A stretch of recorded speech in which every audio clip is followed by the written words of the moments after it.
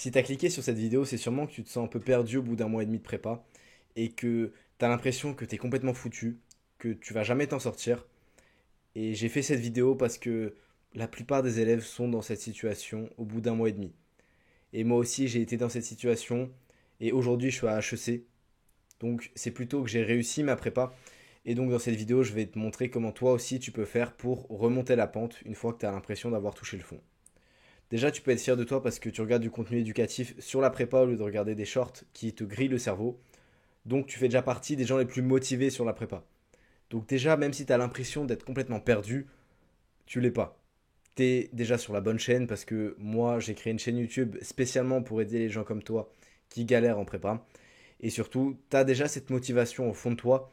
Tu sais que tu as envie de réussir ta prépa. Et c'est déjà mieux que la plupart des gens. Ce qu'on va couvrir. D'abord, on va voir pourquoi tu te sens perdu.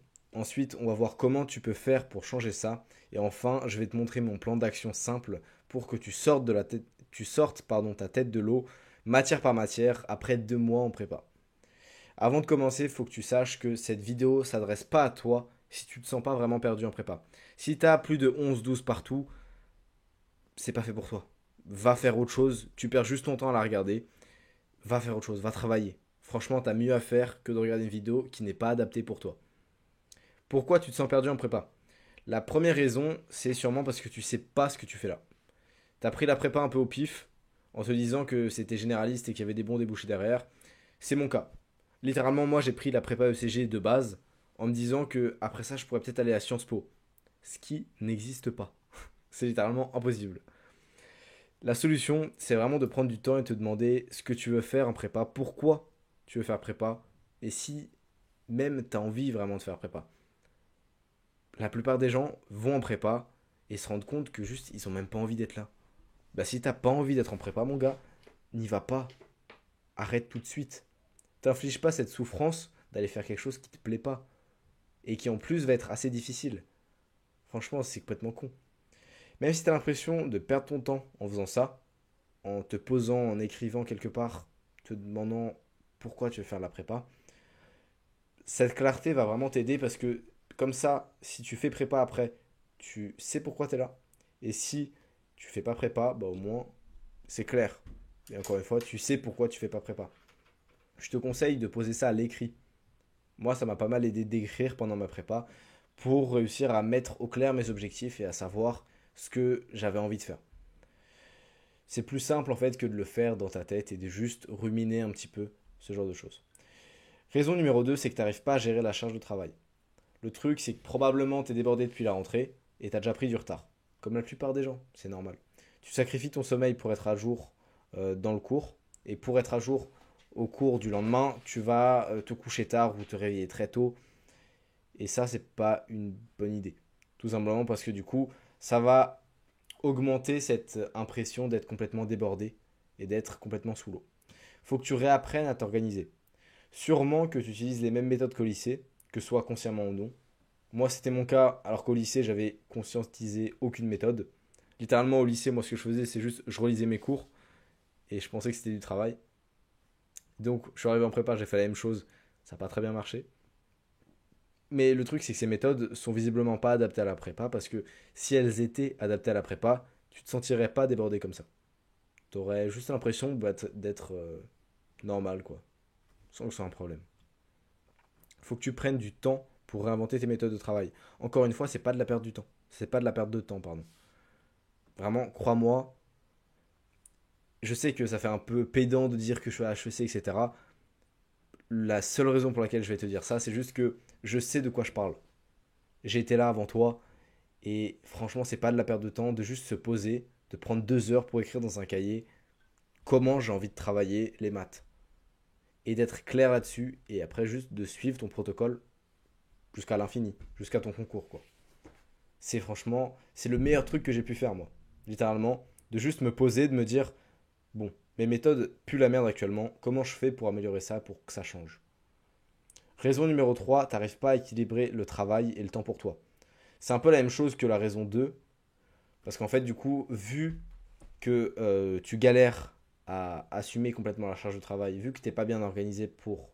Enfin, t'es pas préparé pour la prépa, et bah tu te rends compte que soit tu sacrifies ton travail en faisant que des activités de temps pour toi, soit tu sacrifies ton temps pour toi. Et donc, au final, tu sacrifies l'un des deux, et en vrai, si t'as pas les deux, tu te sentiras forcément débordé. Donc, il faut que tu changes d'état d'esprit d'abord. C'est plus important, enfin, tu es plus important que la prépa, parce que si tu es en mauvaise forme, tu seras jamais à ton prime. Je connais des gens qui ont fait 2 ans de prépa qui sont jamais arrivés à leur prime. Parce qu'ils n'étaient pas en bonne forme, et parce que eux, ils ont sacrifié carrément leur temps pour eux, au détriment du travail. Forcément, si tu sacrifies complètement ton travail, bon bah ça va être difficile de progresser parce que tu travailles juste pas assez. Mais si tu sacrifies complètement ton temps pour toi et tu fais que du travail, bah juste tu seras en mauvaise forme. Tu te sentiras pas bien, tu te sentiras un peu débordé aussi, et donc tu seras jamais à ton prime. Donc l'idée c'est que dans un premier temps je vais effacer tout ça, que en gros le temps pour toi ici, c'est le truc qui vient en premier. D'abord, tu te démerdes pour caser tes moments de temps pour toi. J'inclus le sommeil dedans. Et en second temps, tu as le travail qui vient. Là, tu as le sommeil, le sport, etc. En deuxième temps, tu as le travail. Faut les deux, c'est sûr. Donc, faut pas que ton temps pour toi, ça prenne toute la journée. Mais, t'as pas besoin d'avoir 8 heures de travail par jour. Des gens font ça, ils n'ont pas forcément des très bonnes notes. Donc, faut que tu prennes du temps pour toi. C'est le travail caché, en fait, qui a quand même un impact positif sur tes résultats. Le truc, c'est que, bah, on n'a pas l'impression que c'est du travail, tu vois, quand tu vas faire du sport. Mettons que, je sais pas moi, ton sport, c'est le volley. Tu fais 2 heures de volley, t'as pas l'impression que tu as vraiment progressé pour ta prépa, tu vois. Il n'y a pas d'évaluation de sport à la fin de la prépa. Mais pour autant, ça t'aura fait du bien, en fait, de faire ça. Et ça aura activé plein de neurones et d'hormones dans ton cerveau qui vont faire que bah, la prochaine fois que tu travailles, tu seras 2% plus concentré. Et t'imagines si à chaque fois que tu faisais du volet, tu gagnais 2% de concentration, à la fin de l'année, ça devient un truc de malade. À la fin de l'année, tu as explosé complètement ton niveau de concentration de base. Donc, tu as envie en fait de faire ce travail caché. Et encore une fois, donc, c'est pas de la perte de temps, c'est du travail. Comment je m'en sors maintenant? D'abord, il faut que tu fasses table rase. Donc, tu as peut-être l'impression que 2 mois c'est énorme et que tu as déjà pris un retard fou. C'est faux. Moi, j'ai fini ma prépa, je suis là pour te dire que 2 mois de prépa, ça se rattrape facilement. Maintenant, il faut que tu oublies tout ce que tu as mal appris pendant ces 2 mois. Tu as sûrement intégré plein de clichés, intégré plein de mauvaises méthodes pendant ces 2 mois de prépa. Il faut que tu recommences tout à zéro. Il faut que tu apprennes bien chaque chose.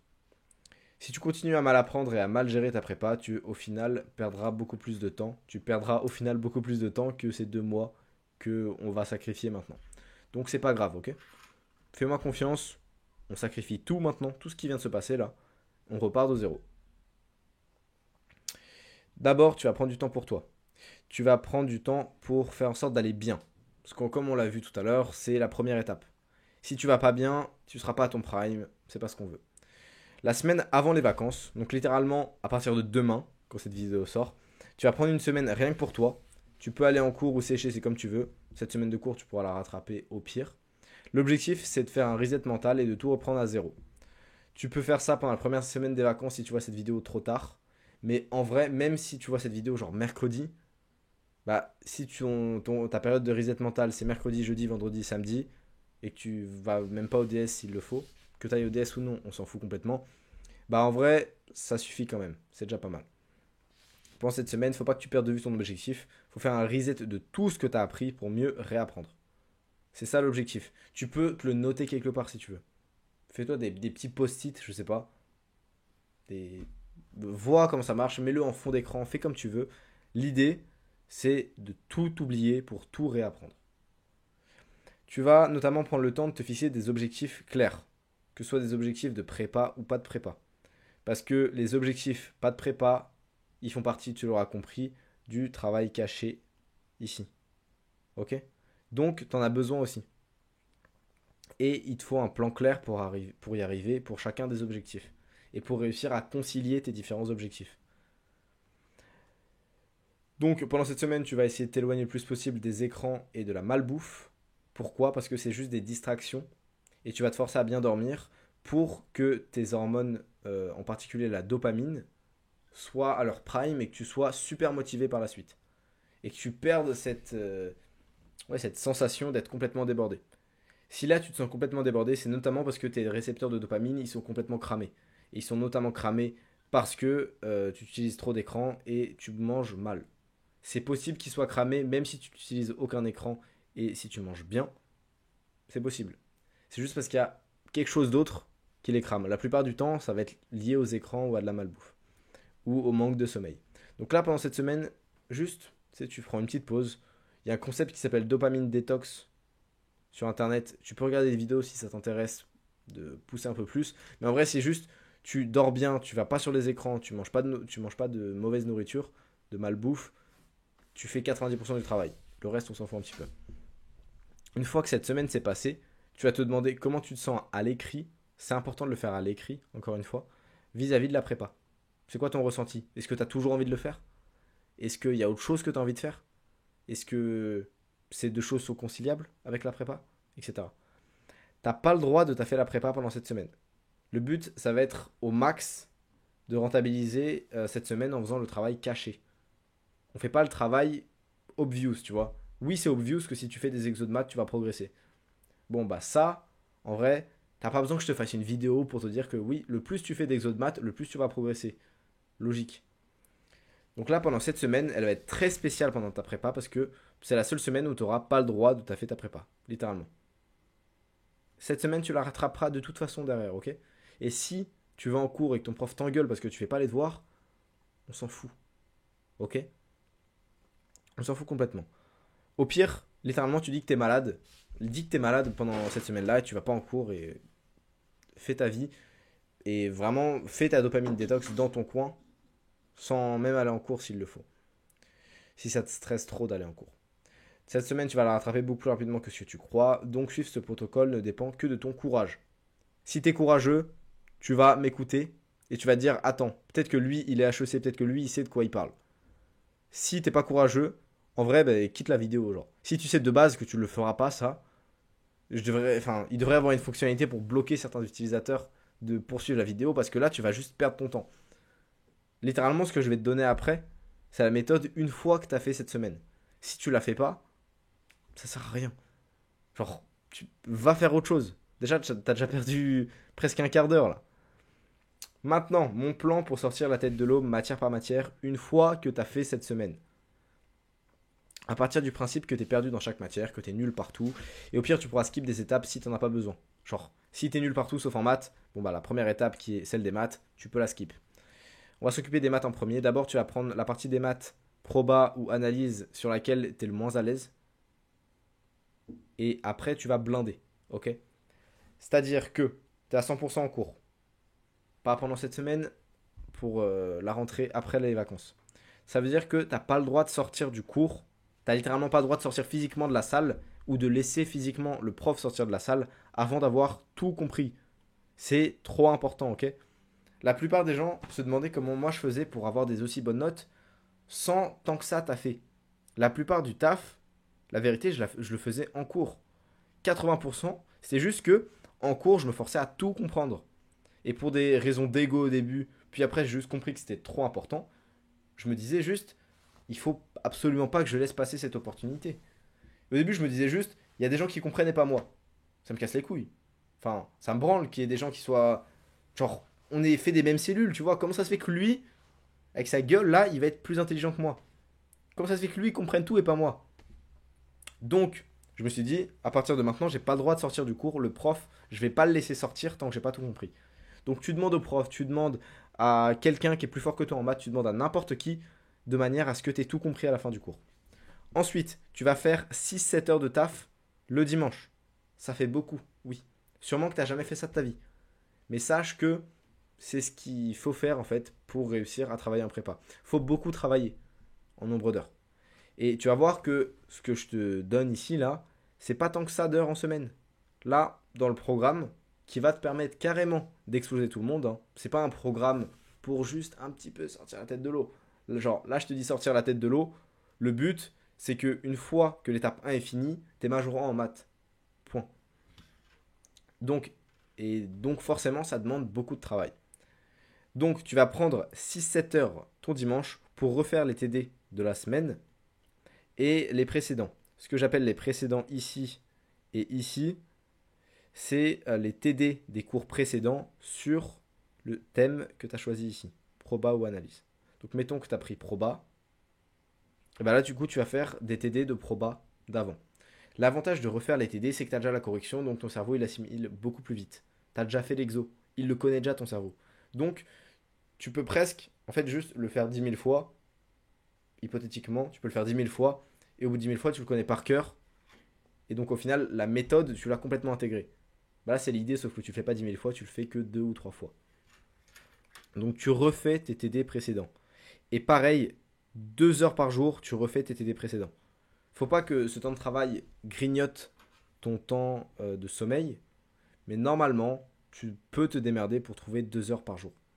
Et pareil, en géopo, il va falloir faire 1 heure par jour max. Tu fiches juste le cours. Ok. Si tu as un cours de 2 heures, tu fiches 1 heure. Si tu as un cours de 1 heure, tu fiches une demi-heure. Si tu as un cours de 3 heures, tu fiches, je ne sais pas faire 1 heure et demie avec mes doigts. Tu as compris. En gros, juste ton temps de cours, tu le divises par 2 et c'est ton temps de fichage. Après ça, tu n'apprends pas. Ok. L'idée vraiment, c'est que là, on veut tout mettre sur les maths. Donc c'est pas grave si on n'apprend pas. C'est pas grave si on progresse pas tant que ça en géopo parce que on veut juste progresser en maths. En plus, une fois que tu as fini cette semaine, tu as les vacances juste après, donc tu peux assez facilement faire 9 heures de maths par jour. Oui, ça paraît aberrant en début de première année. Et sûrement que tu n'y arriveras pas au début. L'idée, c'est de viser 9 heures de maths par jour. Comme ça, tu en feras peut-être 6, qui sait. Mais 6, c'est déjà beaucoup plus que ce que tu pourrais faire maintenant. Donc vise 9 heures de maths par jour. C'est faisable. Tu fais à peu près 9 heures de cours par jour de toute façon. Genre si tu fais 8 heures, 18 heures, bon bah c'est 9 heures de cours par jour. Si tu fais ça, tu vas finir par sortir la tête de l'eau en maths après quelques mois. Et tu seras déjà parmi les meilleurs de ta classe au général grâce aux maths. L'idée, tu vois, je t'ai dit tout à l'heure, c'est que tu sois majorant au bout de 3 mois. Peut-être que tu ne seras pas majorant, peut-être que tu seras que dans le top 5. Mais déjà, si tu es dans le top 5 en maths, en fait, tu seras aussi quasiment dans le top 5 en général. Même si tu es guess partout ailleurs. Étape 2 et 3, tu vas prendre les deux langues, une par une, et tu vas blinder dessus. Je vais te donner un protocole précis. Déjà, il faut que tu comprennes qu'en langue, il y a deux axes de progression, la grammaire et le vocabulaire. Pour la grammaire, tu vas t'acheter un manuel de thème grammatical. Pour l'allemand, je te conseille le Naalso. Les autres, j'ai pas de recommandations très personnalisées parce que moi, je les ai pas utilisées. J'ai pas fait espagnol. Et en anglais, j'ai pas utilisé de manuel de thème grammatical. Mais pour l'allemand, c'est le meilleur. Et en vrai, du moment qu'il y ait du thème grammatical dedans, c'est très bien. Ensuite, pour le vocabulaire, tu vas payer Anki. Anki, c'est une application de flashcard dont j'ai parlé plusieurs fois sur cette chaîne, que sûrement tu connais si tu es en prépa. Je te conseille de payer pour pas que les versions gratuites te baisent, parce que moi ça m'est arrivé et c'est super chiant. Et tu vas rentrer des listes de vocabulaire dessus. Donc au moins 1 heure et demie par semaine, tu vas pouvoir rentrer du vocabulaire.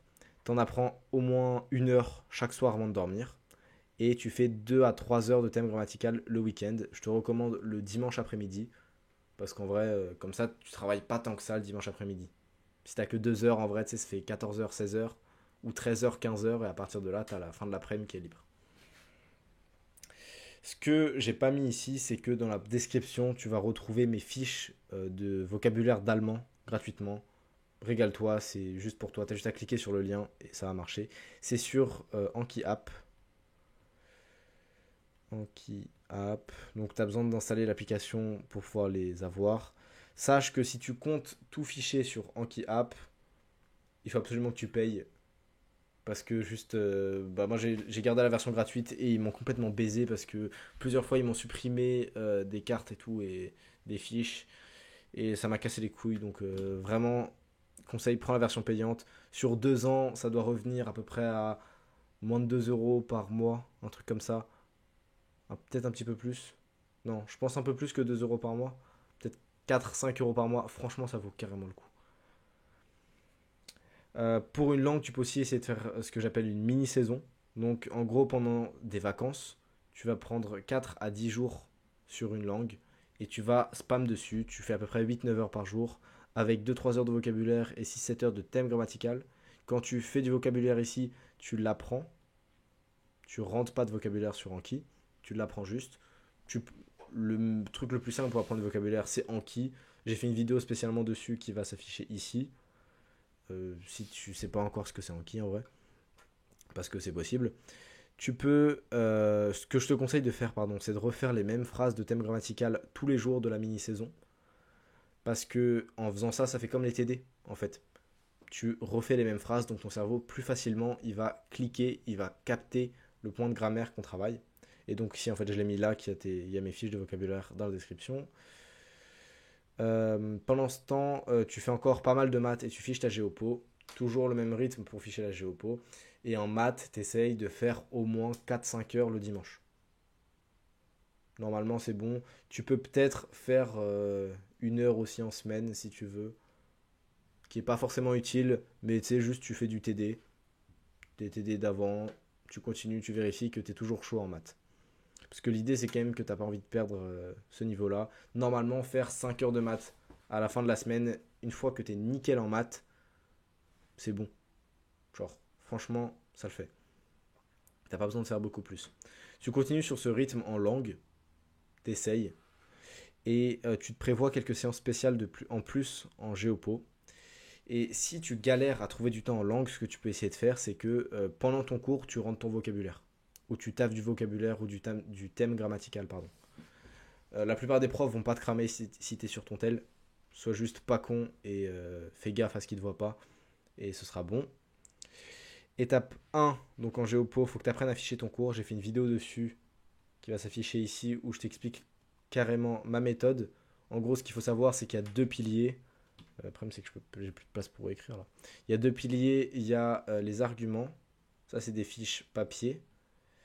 Et il y a tout ce qui est date, exemple et référence. Donc les références, c'est les ouvrages que j'ai fichés sur Anki.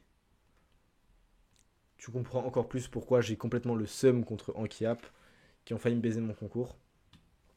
Donc, tu apprends à ficher ton cours. Ensuite, tu apprends la méthode de la rédaction. Je vais faire une vidéo dessus précisément. Mais en vrai, tu peux la demander à ton prof pour l'instant, en attendant que cette vidéo sorte. Ensuite, tu prends. Donc, ça, en vrai, tu vas apprendre à ficher ton cours. On a dit, ça prend 1 heure par jour au max. Apprendre la méthode de la rédaction, tu en as besoin. Je sais même pas, pour moi, ouais, en 30 minutes. 30 minutes et peut-être tu fais ça x2 histoire de la revoir et normalement t'es bon. Après, c'est juste, faut que tu y penses bien avant ton DS à appliquer toutes les règles, quoi. Ensuite, tu prends 2 heures par semaine pour faire des plans de programme de colle. Ces 2 heures, tu peux les prendre, par exemple, sur du temps où tu es censé réviser du vocabulaire. Genre, si tu rates 2 heures de vocabulaire, tu vas pas mourir. Et ce sera plus utile de faire ces 2 heures de plan. Après, si tu fais plus que 2 heures, ça risque de pas être très rentable. Enfin, tu apprends tes auteurs et ouvrages, tu essayes de prendre 1 heure avant chaque DS, histoire que tu puisses en mettre quelques-uns en DS. Tu as remarqué du coup que à aucun moment tu apprends les arguments, à aucun moment tu apprends les dates, les exemples. Tu apprends juste un petit peu de référence. Enfin, pour la culture générale, tu vas prendre 2 fois 2 heures pour apprendre la méthode de la dissertation. 2 heures, j'étais ambitieux, je pense que même 1 heure, c'est largement suffisant. Sur 2 week-ends à la place du thème, si tu veux. Pareil, pour apprendre la méthode de dissertation en géopo, tu peux faire comme ça. Genre, à la place du thème, juste tu apprends la méthode de la dissertation et tu t'achètes un cahier de référence en culture G sur lequel tu vas ficher ton cours 1 fois par semaine. J'ai fait une vidéo ici que je vais te mettre en petit lien là encore pour que tu apprennes à ficher avec un cahier de référence. Pour la faire simple, c'est un petit cahier dans lequel tu notes toutes les références et tous les ouvrages que tu as vus en cours et tu vas pouvoir noter des citations dedans, ce genre de choses. C'est super pratique. En première année, en vrai, t'es même pas obligé de le faire. Enfin, moi, en première année, je l'ai pas du tout fait. Et au final, j'ai eu des notes passables au concours, j'ai eu 12 et 13, ce qui m'ont pas éliminé, si tu veux, de mon admissibilité à HEC. Et donc, dedans, tu fiches ton cours 1 fois par semaine et comme ça, tu essayes d'apprendre à ficher. Moi, du coup, ce qui était un peu relou, c'est que j'ai appris à ficher la culture G en deuxième année. Ce qui est un peu moins ouf parce que du coup, les premières refs, je les ai pas très bien fichées, quoi. Ce plan est pas fait pour être copié-collé parce qu'il dure des mois et que si tu le copies bêtement, tu le tiendras pas. Ça, c'est très réel. En gros, il va falloir que tu adaptes complètement le plan que je viens de te donner. C'est pour te donner un ordre de grandeur un petit peu de ce que tu dois viser. Comme ça, tu sais à peu près comment tu dois faire après. Et un point de départ aussi, c'est important. Là, tu as 2 choses, tu as ordre de grandeur et tu as point de départ. Maintenant, tu sais à peu près ce à quoi t'attendre.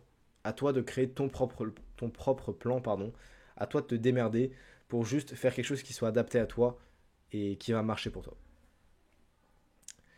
Le plus important, c'est que ce soit toi qui planifie tout, que tu décides de comment et quand tu travailles, et que tu te fasses confiance. Ok. Genre, certes, moi, tu vois, je peux dire que je suis à HEC et tout, donc que ça marche. La vérité, c'est que si tu copies exactement ce que je fais, t'arriveras pas à avoir les mêmes résultats que moi. Et moi, j'ai pas copié exactement les gens qui étaient au-dessus de moi, qui étaient meilleurs que moi. Je me suis inspiré d'eux. J'ai adapté leur méthode à ma personne, à ce qui me plaisait. Et il faut que tu fasses la même chose avec moi, en fait. Donc, si on récapitule un petit peu le plan, d'abord, tu fais surtout des maths. Tu es concentré de baiser en cours. Tu refais les TD de la semaine le dimanche. Et tu refais les TD de proba ou d'analyse en semaine. Et encore le dimanche après-midi. Ça va mettre un petit D. Putain, je sais pas écrire, c'est fou. Ou d'analyse là. Et tu fais 1 heure de géopo quand même. Histoire de garder une trace et quand même de fichier. Ensuite, 2 et 3, c'est les deux langues. J'ai mis 2 et 3 parce que, mettons que t'es claqué dans les deux langues, ce qui peut arriver. Donc tu fais, enfin déjà tu comprends que ça c'est pas la même chose, la grammaire et le vocabulaire. Et tu peux faire une mini-saison dès que tu as des vacances quoi. Ensuite en AGG, tu apprends à ficher, tu apprends à rédiger et tu apprends un peu tes auteurs. Tu apprends à faire des plans en faisant les programmes de colle. Et enfin en culture G, tu apprends à rédiger et tu prends un cahier de ref. Ça marche comme ça. Là, je pense que tu vois, là, t'en as pour peut-être 3 mois pour progresser. Là, tu prends peut-être, hop, là, on arrive à... genre, là, on est à 0 aujourd'hui. Ok. Donc là, on est 0 comme octobre. Plus 3 mois. Là, du coup, on arrive à peut-être 4 mois et demi. Un truc comme ça. Là, on arrive à 6 mois. Donc là, t'es quasiment à la fin de la première année, en fait. Et là, boum, t'apprends la géopo à ce niveau-là. Donc tu vois, normalement t'as appris la fin de la géopo, je pense que là t'as la fin de la première année même. Et ouais, au final ça va faire exactement comme moi ce que j'ai fait. C'est-à-dire que, sauf que moi je l'ai fait un peu dans l'autre sens parce que j'avais pas besoin de prendre autant de temps pour les maths. Parce que les maths j'étais pas tant que ça perdu en vrai, ça allait. Mais en gros, ouais, l'idée c'est qu'à la fin de ta première année, t'es au moins fini tout ça. Tu vois bien que le plan, du coup, il se déroule sur une très longue période et donc que t'as aucune chance de copier-coller exactement ce que je te dis. Je vais faire un petit récap de la vidéo au complet. Ce qu'on a vu déjà, c'est pourquoi tu te sens perdu, comment tu fais pour t'en sortir, pour ne plus être perdu. Donc tu prends cette semaine de break. Et enfin, mon plan pour sortir la tête de l'eau, que tu ne dois absolument pas copier, mais qui va clairement te servir pour t'inspirer.